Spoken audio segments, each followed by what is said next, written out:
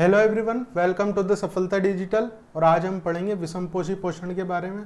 इसमें ब्रीफली आज देखेंगे हम इसके बारे में कि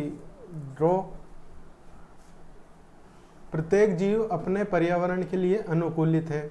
भोजन के स्वरूप एवं उपलब्धता के आधार पर पोषण की विधि विभिन्न प्रकार की हो सकती है। इसके अतिरिक्त यह जीव के भोजन ग्रहण करने के ढंग पर भी निर्भर करता है। उदाहरण के लिए, यदि भोजन स्रोत अचल है या गतिशील है, जैसे हिरण, दोनों प्रकार के भोजन का अभिगम का तरीका भिन्न भिन्न है तथा गाय व शेर किसी पोषक उपकरण का उपयोग करते हैं। जीवों द्वारा भोजन करने और उसके उपयोग की अनेक युक्तियां हैं। कुछ जीव भोज्य पदार्थ का विघटन शरीर के बाहर कर देते हैं और तब उसका अवशोषण करते हैं, जैसे फफूंद हो गया, यीस्ट, मशरूम आदि कवक इसके उदाहरण हैं। अन्य जीव संपूर्ण भोज्य पदार्थ का अंतःग्रहण करते हैं तथा उनका पाचन शरीर के अंदर ही हो जाता है। इसके बारे में अभी हमने देखा, क्या पढ़ा है इसके बारे में, कि सभी जीव का जो पोषण करने का तरीका है वो भिन्न भिन्न होता है। उनकी भोजन ग्रहण करने की प्रक्रिया भिन्न भिन्न होती है और इसमें जो इसका पाचन होता है वो भी भिन्न भिन्न तरीके से होता है। जो एक कोशिकीय जीव हैं वो सतह के द्वारा भोजन का अवशोषण करते हैं, सतह के द्वारा ही पोषण प्राप्त करते हैं। और जिनमें उच्च स्तरीय अंग संगठन पाया जाता है, उनके अंदर पूरा डाइजेस्टिव सिस्टम होता है। उसके बारे में भी आगे हम देखेंगे। इसके कुछ एग्जाम्पल्स इस तरह के पोषण पाए जाते हैं। जीव द्वारा किस भोजन का अंतःग्रहण किया जाए तथा उसके पाचन की विधि उसके शरीर की अभिकल्पना तथा कार्यशैली पर निर्भर करता है। घास, फल, कीट, मछली या मृत खरगोश खाने वाले जंतुओं के अंतर के बारे में आप क्या समझते हैं, जो अभी बताया। कुछ अन्य जीव पौधों और जंतुओं को बिना मारे उनसे पोषण प्राप्त करते हैं। ये पोषक युक्तियाँ अमरबेल, किलनी, जू, लीच और फीताकर्मी शरीर के बहुत से जीव द्वारा प्रयुक्त होती है। इसमें क्या देखा, मेनली पॉइंट अपन क्या ध्यान रखेंगे इसमें, कि कुछ जीव भोज्य पदार्थों का विघटन शरीर के बाहर कर देते हैं और कुछ उस भोजन को अंतःग्रहण करके बाद में उसका पाचन करते हैं। यहाँ भी देखें हमने कुछ पॉइंट्स। जीव द्वारा किसी भोजन का अंतःग्रहण किया जाए तथा उसके पाचन की विधि उसके शरीर की अभिकल्पना तथा कार्यशैली के आधार पर निर्भर करता है। घास, फल, कीट, मछली या मृत खरगोश खाने वाले जंतु के अंतर के बारे में, वो अपने शरीर के अंदर पहले भोजन को ग्रहण करते हैं, फिर उसका पाचन डाइजेस्टिव सिस्टम के अनुसार होता रहता है। आगे हम इसी सिस्टम के बारे में पढ़ने। अब देखिए, एक नया टॉपिक है कि जीव अपना पोषण कैसे प्राप्त करते हैं। इसके बारे में देखेंगे अब हम। क्योंकि भोजन और उनके अंतःग्रहण की विधि भिन्न भिन्न है, सभी जीव की अपनी एक अंतःग्रहण भोजन को ग्रहण करने की विधि अलग अलग है। अतः विभिन्न जीवों में पाचन तंत्र भी भिन्न भिन्न है। एक कोशिक जीवों में भोजन संपूर्ण सतह से लिया जाता है, जो आगे बताया था मैंने आपको। लेकिन जीव की जटिलता बढ़ने के साथ साथ विभिन्न कार्य करने वाले अंग विशिष्ट होते हैं। विशिष्ट कार्य के लिए विशिष्ट अंग बने होते हैं। जो एक कोशिकीय जीव है वो सतह से ग्रहण कर रहे हैं भोजन को। अन्य जो उच्च स्तरीय जो जंतु होते हैं उनमें एक डाइजेस्टिव सिस्टम और कई प्रकार की विशिष्ट संरचनाएं पाई जाती है, जिसके कारण वो भोजन को अवशोषित कर पाते हैं और उनका पाचन कर पाते हैं। उदाहरण के लिए अमीबा कोशिकीय सतह से उंगली जैसे अस्थायी प्रवर्त की मदद से भोजन ग्रहण करता है। ये प्रवर्त भोजन के कणों को घेर लेते हैं तथा संगलित होकर खाद्य रिक्तिका बनाते हैं, जो इस डायग्राम के माध्यम से हम समझेंगे। देख लीजिए, ये अमीबा है और अमीबा में ये जो संरचना है वो केंद्रक है और ये खाद्य कण है और ये कूटपादों की सहायता से इस भोजन का अंतर्ग्रहण कर रहे हैं और ये भोजन खाद्य रिक्तिका में चल जाता है। देखिए यहाँ पर बोलेंगे खाद्य रिक्तिका बनाते हैं। खाद्य रिक्तिका के अंदर जटिल पदार्थों का विघटन सरल पदार्थों में किया जाता है। अब यहाँ पर खाद्य कण को खाद्य रिक्तिका में चला गया। अब खाद्य रिक्तिका में जो है भोजन को, जो जटिल भोजन होता है उसको सरल भोजन में परिवर्तित किया जाता है, सरल पदार्थों में परिवर्तित किया जाता है और वे कोशिका द्रव्य में विसरित हो जाते हैं, और वे कोशिका द्रव्य में विसरित हो जाते हैं। अब जब इसका भोजन का अंतर्ग्रहण हो जाता है तो ये कहाँ पर चले जाते हैं, कोशिका द्रव्य में विसरित हो जाते हैं, जिससे पूरी कोशिका को पोषण प्राप्त हो जाता है। बचा हुआ जो अपच्य पदार्थ है वो शरीर की सतह की ओर गति करता है तथा शरीर के बाहर निष्कासित कर दिया जाता है उसी सतह से। पैरामीशियम भी एक कोशिकीय जीव है। इसकी कोशिका का एक निश्चित आकार होता है तथा भोजन एक विशिष्ट स्थान से ही ग्रहण किया जाता है। भोजन इस स्थान तक पश्चाप की गति द्वारा पहुंचता है जो कोशिका की पूरी सतह को ढके होते हैं। अब देखेंगे आगे हम मनुष्य में पोषण। तो इस बारे में आपको समझ में आया जीव अपना पोषण कैसे प्राप्त करते हैं। यहाँ पर एक कोशिकीय जीव के बारे में बताया गया था और उसमें एग्जाम्पल लिया गया था अमीबा, और पैरामीशियम का भी इसमें एग्जाम्पल है। तो अमीबा कैसे आपको समझ में आ गया। इसमें खाद्य कण होते हैं, कूटपात की सहायता से भोजन के कण को ये अंतर्ग्रहण कर रहा है। रिक्तिका में जो जटिल पदार्थ होते हैं सरल पदार्थ में उनको परिवर्तित किया जा रहा है, और जो अपचित भोजन होता है उनको सतह के द्वारा ही निष्कासित कर दिया जाता है। ये सबसे सरल प्रकार का अंतर्ग्रहण है मनुष्य में पोषण। अब अगला टॉपिक देखेंगे हम। आहर नाल मूल रूप से मुंह से गुदा तक विस्तृत एक लंबी नली है। आहर नाल जो है मूल रूप से मुंह से चालू होती है और गुदा तक विस्तृत एक लंबी नली है। चित्र देख लीजिए, चित्र में दिया गया है ये मुख है और यहाँ सर जो ये गुदा पर इसका एंड हो रहा है। ये पूरी आहर नाल एक बड़ी नली के रूप में है। हम इस नली के विभिन्न भागों को देख सकते हैं। जो भोजन हमारे शरीर में एक बार प्रविष्ट हो जाता है उसका क्या होता है वो आगे हम देखेंगे। हम यहाँ इस प्रक्रम की चर्चा करेंगे। हम तरह तरह के भोजन खाते हैं जिन्हें उसी भोजन नली से गुजरना होता है। प्राकृतिक रूप से भोजन को एक प्रक्रम से गुजरना होता है। इसका कलर जो है चेंज करेंगे, जिससे वह उसी प्रकार के छोटे कणों में बदल जाता है। इसे हम दांतों से चबाकर पूरा कर लेते हैं। क्योंकि आहर नाल का स्तर बहुत ही कोमल होता है, अतः भोजन को गीला किया जाता है ताकि इसका मार्ग आसान हो जाए। जब हम अपनी पसंद का कोई पदार्थ खाते हैं तो हमारे मुंह में पानी आ जाता है। यह वास्तव में केवल जल ही नहीं है, यह लार कहलाती है। यह निकलने वाला एक रस है जिसे लाला रस या लार कहते हैं। जिस भोजन को हम खाते हैं उसका दूसरा पहलू उसकी जटिल संरचना है। यदि इसका अवशोषण आहर नाल द्वारा करना है तो इसे छोटे अणु में खंडित करना होगा।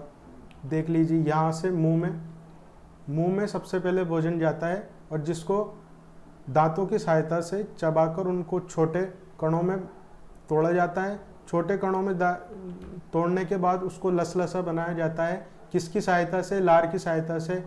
लार ग्रंथि से निकलती है और इसमें कई प्रकार के एंजाइम भी होते हैं जो हम आगे पढ़ेंगे। जिस भोजन को हम खाते हैं उसका दूसरा पहलू उसकी जटिल संरचना है। जटिल संरचना को हम मुंह के और दांतों के द्वारा हम सिंपल संरचना में उसको परिवर्तित कर देते हैं। यदि उसका अवशोषण आहर नाल द्वारा करना है तो इसे छोटे अणुओं में खंडित करना होगा। ये काम जैव उत्प्रेरक द्वारा किया जाता है। मैंने आपको एक नाम लिया था एंजाइम, इनको जैव उत्प्रेरक बोलते हैं। जैव उत्प्रेरक हमारे शरीर में क्या है? एंजाइम होते हैं। ये जटिल पदार्थ को सरल पदार्थ में परिवर्तित करने के लिए काम में लिए जाते हैं। ये लार में भी पाए जाते हैं। लार में एक एंजाइम होता है जिसे लार एमिलेज कहते हैं। जिसे क्या बोलते हैं? लार एमिलेज। ये मंड जटिल अणु को सरल शर्करा में खंडित कर देता है। ये जो मंड का जटिल अणु होता है उसको सरल शर्करा में परिवर्तित कर देता है। भोजन को चबाने के दौरान पेशीय जीवा भोजन को लार के साथ पूरी तरह मिला देता है, जो आगे हमने बताया था। आहर नली के हर भाग में भोजन की नियमित रूप से गति उसके सही ढंग से प्रक्रमित होने के लिए आवश्यक है। ये क्रमाकुंचन गति पूरी भोजन नली में होती रहती है। क्रमाकुंचन गति के द्वारा भी हमारा भोजन पचित होता है। ये जो संरचनाएं हैं वो लगातार क्रमाकुंचन गति करती रहती हैं, जिससे एक संरचना से दूसरी संरचना में भोजन पहुंचता रहता है। मुंह से अमाशय तक भोजन ग्रसिका या इकोफेगस द्वारा लिया जाता है। जो इस संरचना में देखेंगे आप, ये मुंह है और अमाशय ये है, इसके द्वारा, इस नली के द्वारा इसको बोलेंगे ईसोफेगस। ये देख लीजिए आप, ईसोफेगस के द्वारा ये नली जुड़ी होती है। ईसोफेगस किन किन संरचनाओं को जोड़ रही है? मुंह को जोड़ रही है और अमाशय को जोड़ रही है। ईसोफेगस यानी ग्रसिका। अमाशय एक वृहद अंग है जो भोजन के आने पर फैल जाता है।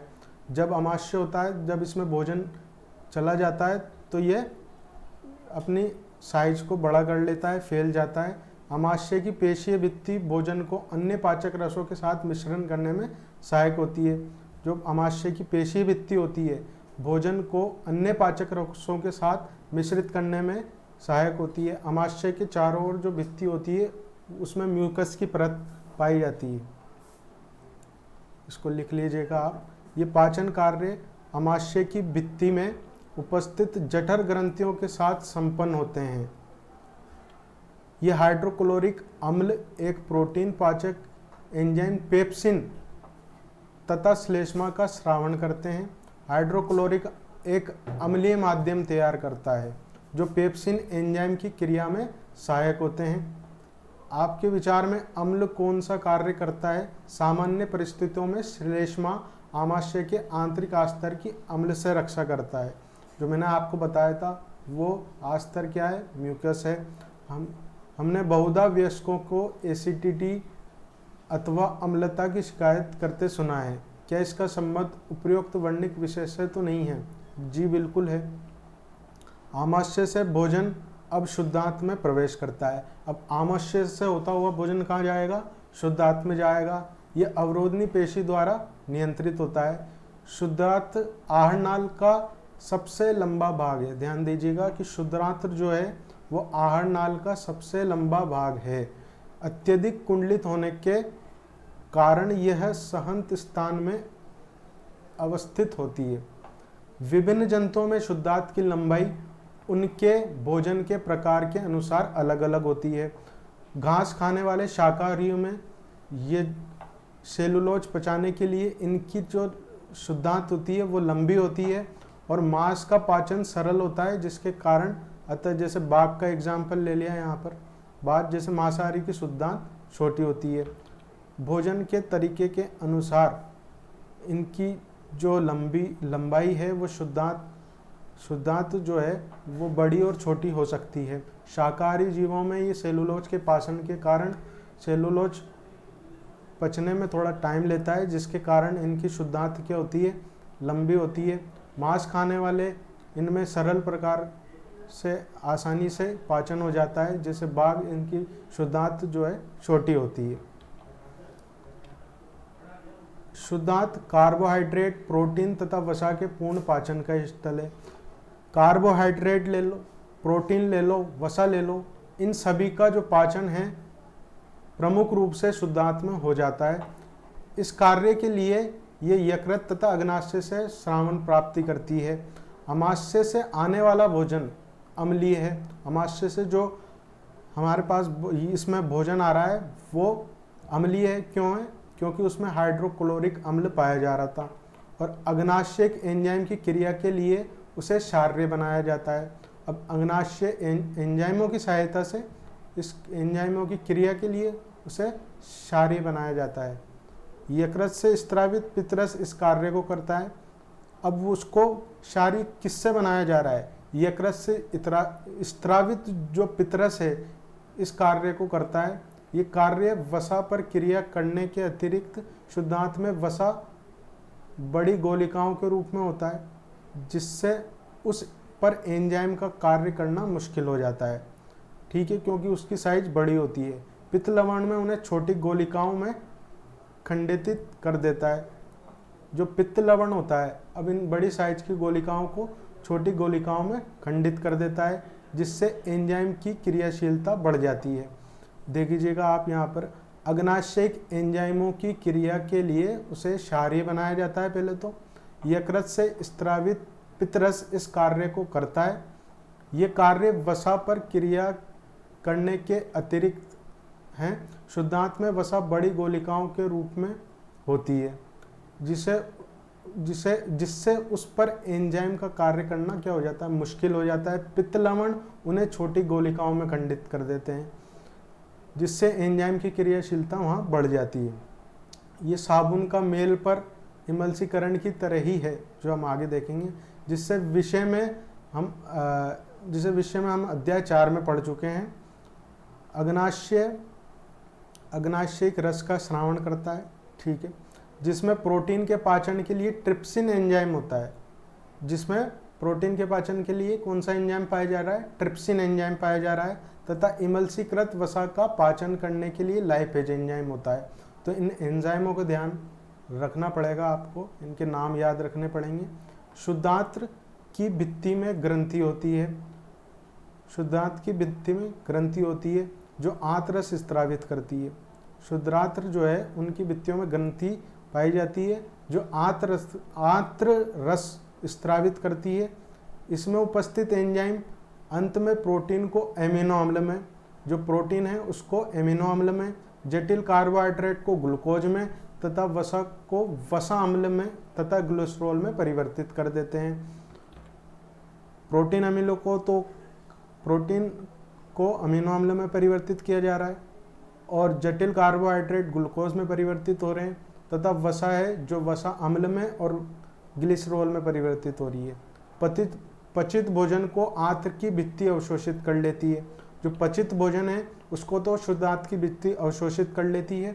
शुद्धांत के आंतरिक आस्तर पर अनेक उंगलियों जैसे प्रवर्ध पाए जाते हैं, जिन्हें दीर्घरोम कहते हैं। यह अवशोषण का सतही क्षेत्रफल को बढ़ा देते हैं, जिससे अवशोषण तीव्र गति से होता है। दीर्घरोम में रुधिर वाहिकाओं की बहुतायत होती है, जो भोजन को अवशोषित करके शरीर की प्रत्येक कोशिकाओं तक पहुंचाते हैं। यहाँ इसका उपयोग ऊर्जा प्राप्त करने के लिए, नए ऊतकों के निर्माण और पुराने ऊतकों की मरम्मत के लिए होता है। बिना पचा भोजन जो है, अब यहाँ पर जो भोजन का अवशोषण शुद्धांत के द्वारा कर लिया गया वो एक पचित भोजन है। अब जो अपचित भोजन होता है उसे वृद्धांत में भेज देते हैं। वृद्धांत में भेज दिया जाता है जहाँ दीर्घरोम इस पदार्थ में से जल का अवशोषण कर लेते हैं। जो दीर्घरोम यहाँ भी पाए जाते हैं जो जल का अवशोषण तो कर लेते हैं, अन्य पदार्थ गुदा द्वारा शरीर के द्वारा बाहर निकाल दिया जाता है। इस वर्ज्य पदार्थ का बहिक्षेपण गुदा अवरोधनी द्वारा नियंत्रित किया जाता है। अब देखिए इस डायग्राम के माध्यम से हम देखेंगे, ये डायग्राम सब कुछ बयां कर रहा है। मुख से सबसे पहले मुंह है, इसमें जो भोजन हम ग्रहण कर रहे हैं वो दांतों के माध्यम से छोटे कणों में बांट दिया जा रहा है। मुंह और अमाशय के बीच में जो ये नली होती है इसको हम बोलते हैं ग्रसिका, ईसोफेगस। यहाँ से मुंह के द्वारा जो च्रवणित भोजन है वो कहाँ पर जा रहा है, अमाशय में। अमाशय के चारों ओर जो म्यूकस का आवरण पाया जाता है और अमाशय के अंदर हाइड्रोक्लोरिक अम्ल पाया जाता है, कई प्रकार के एंजाइम पाए जाते हैं। और यहाँ मुंह से गया हुआ भोजन को हम लार की सहायता से लसलसा बना देते हैं ताकि भोजन को स्टमक तक पहुँचने में आसानी रहे। उसके बाद जब बारी आती है शुद्धांत की, शुद्धांत में प्रोटीन, कार्बोहाइड्रेट, वसा का पाचन हो जाता है पूर्ण रूप से, और इसमें कई प्रवर्ध पाए जाते हैं जिससे ये भोजन को अवशोषण कर लेते हैं और अपचित भोजन जो है वो वृद्धांत में भेज दिया जाता है। देख लीजिए यहाँ पर पचित भोजन के आंत की विधि अवशोषित कर लेती है। शुद्धांत के आंतरिक स्तर पर अनेक उंगली जैसे प्रवर्ध होते हैं जिसे दीर्घरोम कहते हैं। यह अवशोषण का सतही क्षेत्रफल को बढ़ा देती है। दीर्घरोम के रुधिर वाहिकाओं की बहुतायत होती है जो भोजन को अवशोषित करके शरीर की प्रत्येक कोशिका तक पहुंचाने में सहायता करते हैं। यहाँ इसका उपयोग ऊर्जा प्राप्त करने में, नए ऊतकों के निर्माण में और जो उनकी मरम्मत करने में काम में लिए जाते हैं। बिना पचा भोजन, अब देखिए यहाँ पर बिना पचा भोजन वृद्धांत में भेज दिया जाता है जहाँ दीर्घरोम इस पदार्थ में से जल का अवशोषण कर लेते हैं अन्य पदार्थ गुदा द्वारा शरीर के बाहर निकाल दिया जाता है। जो लास्ट जो संरचना हमने देखी, लास्ट जो संरचना जहाँ पर डाइजेस्टिव सिस्टम का एंड हो रहा है मनुष्य में, वो गुदा द्वार है।